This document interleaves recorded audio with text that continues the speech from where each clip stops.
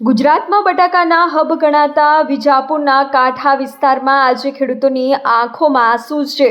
ધરતીપુત્ર આખા રાજ્ય અને દેશને બટાકા ખવડાવે છે તે આજે પોતે આર્થિક પાયમાલીના આરે આવીને ઊભો છે।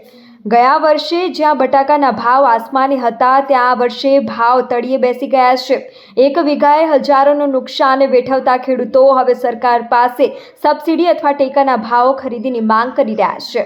મહેસાણા જિલ્લાનું વિજાપુર અને તેનો કાંઠો વિસ્તાર જે બટાકાના ઉત્પાદન માટે આખા રાજ્યમાં જાણીતું છે। અહીંના બટાકાની ગુણવત્તા એટલી ઉત્તમ હોય છે કે તેની માંગ અન્ય રાજ્યોમાં પણ રહે છે, પરંતુ આ વખતે સ્થિતિ વિપરીત છે।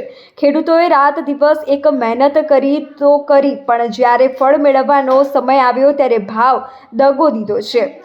બટાકામાં રોગ વધવાના કારણે ખેડૂતોને ખૂબ જ નુકસાન છે। બટાકાનું બિયારણ પણ મોંઘું હતું અને ખાતર પણ મોંઘું હતું, ઉત્પાદન ઓછું થયું છે અને ગયા વર્ષે કરતાં આ વખતમાં ભાવમાં 100 રૂપિયા ઓછા પડે છે। ખેડૂતોનું પડતર ઊંચું, આવક ઓછી, જેના કારણે ખેડૂત પાયમાલ થવાના આરે છે।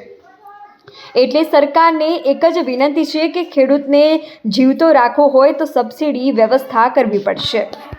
कई साल थी ओछું ઉત્પાદન છે, બટાકામાં રોગ વધી ગયા છે એમ એટલે પ્રોબ્લેમો તો છે જ। ખેડૂતનું બહુ નુકસાન છે આ સાલ બટાકાનું બિયારણ બી મોંઘું હતું અને ખાતર બી મોંઘું થયું અને વજન ઓછા પડે છે ઉત્પાદનમાં અને ભાવ બિલકુલ ગઈ સાલ કરતાં 100 રૂપિયા ઓછા પડે છે। એટલે ખેડૂતનું પડતર ઊંચું, આવક ઓછી, એટલે ખેડૂત પાયમાલ થવાના આરે છે। સરકારને એક જ વિનંતી અમે કરીએ કે ખેડૂતને જીવતો રાખવો હોય તો સબસિડીની વ્યવસ્થા કરવી પડશે, નહીં તો આવતી સાલ ખેડૂત બટાકા નહીં વાવી શકે। એ પોઝિશન હાલની છે।